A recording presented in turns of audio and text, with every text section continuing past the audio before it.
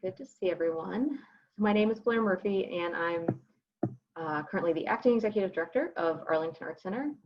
And I'm really happy to be here tonight for the second of two artist talks that we're doing as part of SOLOS 2020, which is up in the galleries right now.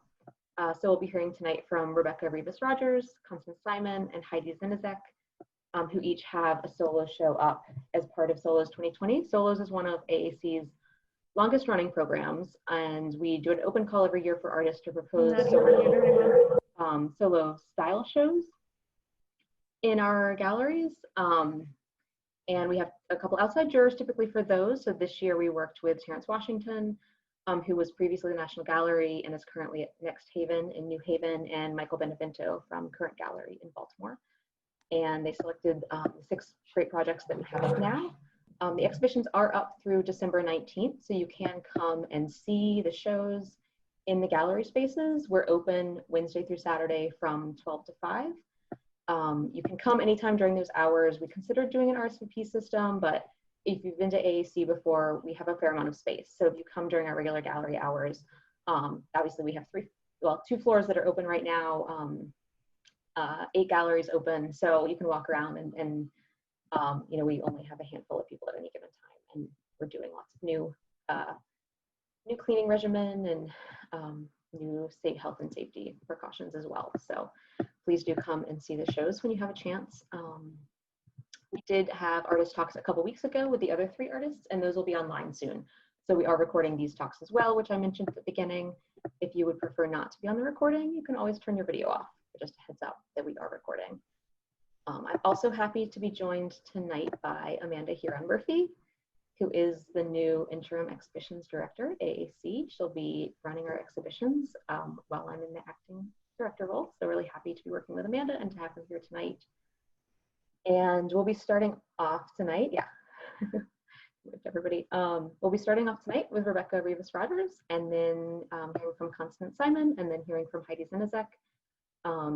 We'll be switching off the screen sharing for each artist, so hopefully that'll all go smoothly, but obviously if we do have any technical issues, we appreciate your patience.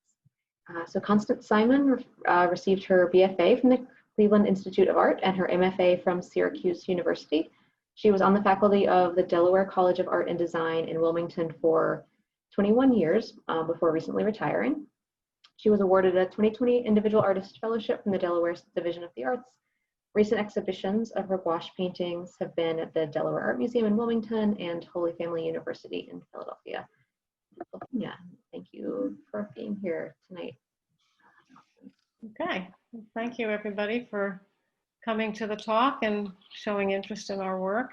And Rebecca, I enjoyed your discussion. I also like some of the same things that you like. I like grids, and I like lines and sharp edges and clear geometric shapes, but my work is very different, obviously. So Amanda's just going to be slowly scrolling through a couple, you know, 5 of my paintings that I have in the show. I hope some people got to see the show in spite of our COVID situation right now. Little bit about just the medium of the paintings. They are small paintings. They're all about 9 inches by 12 inches. And they're all in the medium of gouache. And so not everybody knows what that medium is. It's really just basically an opaque watercolor medium. Has a little bit more density than watercolor. It's a beautiful medium to work in. If anybody is interested in painting out there, the colors are very vivid, and it's very, well, the word simple isn't quite the right word, because nothing is simple, but it's sort of clean, not messy and smelly like some kind of paint. So I sort of enjoy that as well. So I've been working in gouache for quite a while now, about 20 years, I guess. And since my show is entitled Grid Poems, I thought I would talk a little bit about how I arrived at working with the grid. And I see that Rebecca likes grids as well. There's something beautiful and pure kind of about the grid format. I worked with still life subject matter for quite a long time. And I began to get more and more interested in patterns, began to fall in love really with tile patterns from all over the world, textile patterns. Had the opportunity to travel a little bit to Turkey and Morocco, Spain, all of which have wonderful, huge, centuries-long traditions of pattern making and geometric patterns for the most part. I'm particularly attracted to geometric pattern making, as you can see. I think you can also see my background in still life in some of these things because I am interested in that illusion of spatial space, basically, three-dimensionality. And although there is no particular subject matter, there is a certain kind of realism to them, I think. So I sort of hold on in a distant kind of way to my still life background. But anyway, this in particular, just as an example, I got this particular pattern from a Roman mosaic, sort of a traditional Roman mosaic pattern. So many cultures have expressed themselves through pattern making, and I became very, very interested in that. Visited the wonderful Textile Museum here in DC. And I guess I'm starting to have a pretty big collection of textiles in my house. Now that I'm decorating a new house, I'm discovering how many textiles I have. My house sort of looks like a textile museum. Anyway, so many textiles and tile patterns are in fact based on a grid. Grids and columns of various kinds. So that was kind of one way that I came to the grid. And I also kind of came to it from another way.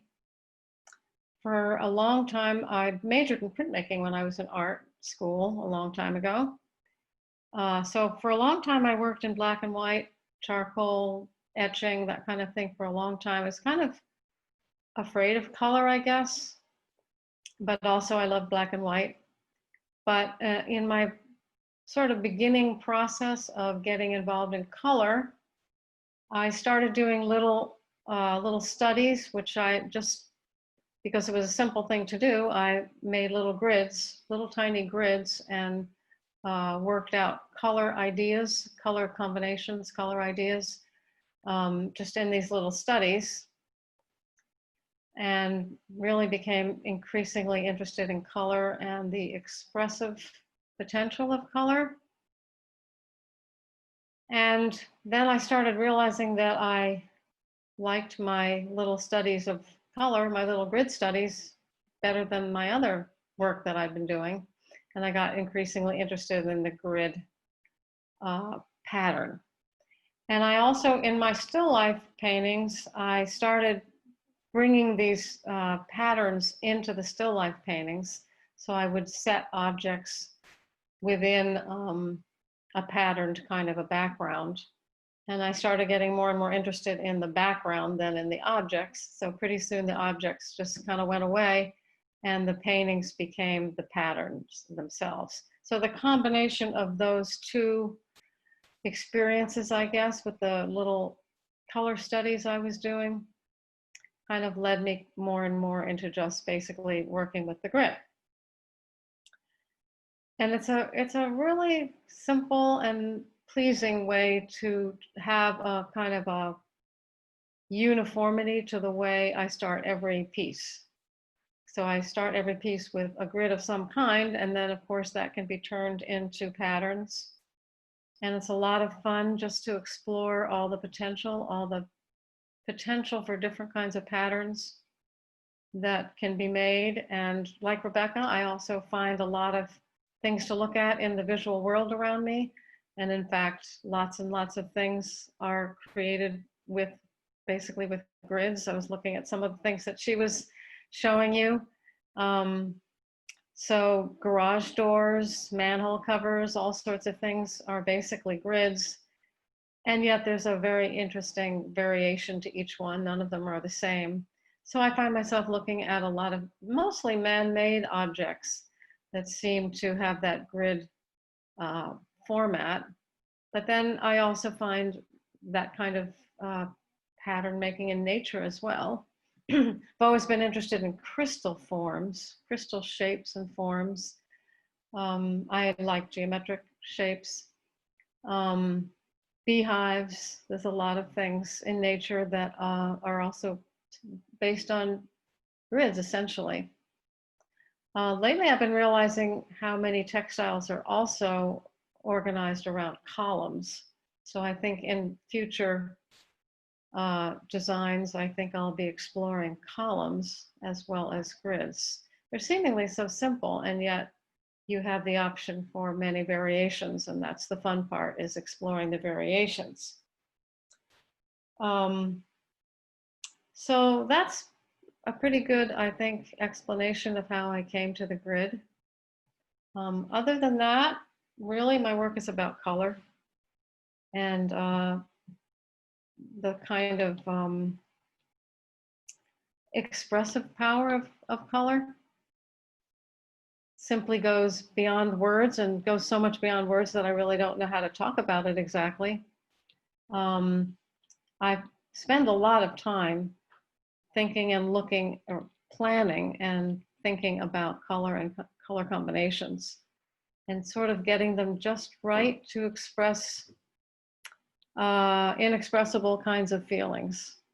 So also I observe a lot of color in the world around me, of course, and just get a momentary inspiration from a color or a color combination and then try to capture that in a painting.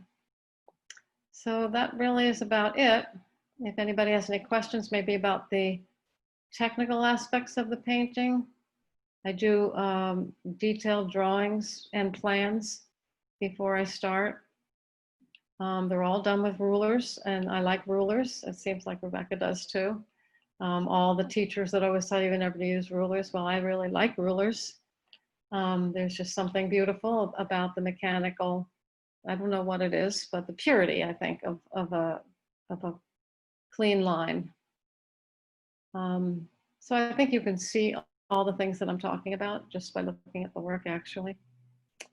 So does anybody have any questions about how I go about doing them, or have any comments about how you react to them? I'd be interested to know that. How big are they? They are mostly about 9 by 12 inches. So they're small. I've always liked small things, illuminated manuscripts, Persian and Indian miniatures I've always loved. So I like small things. So they're pretty small. So occasionally I've had people tell me I should try making them bigger, but I haven't really followed up on that. Do I think of them as meditations? I certainly do. I think that that's really to me, the experience of art making is a kind of meditation, getting out, kind of outside of yourself, but also sort of inside of yourself at the same time in an odd sort of way.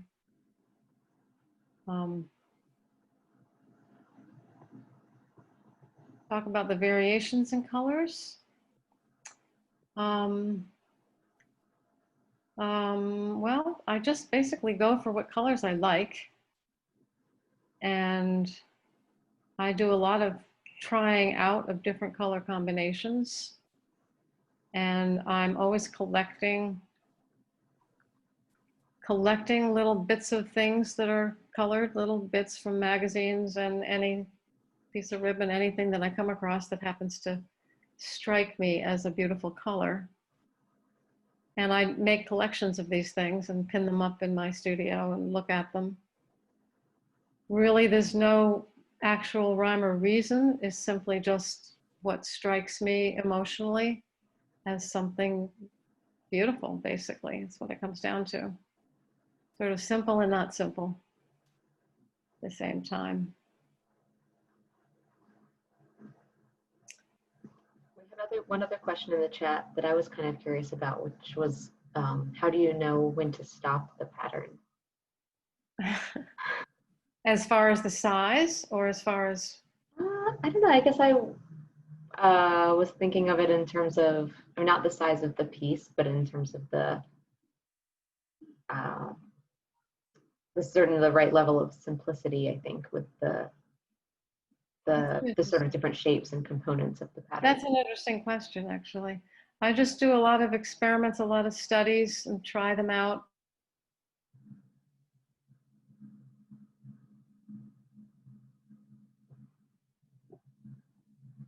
On and on with these patterns, and there's kind of no end to it, really. It's just experimenting with them and seeing what's pleasing.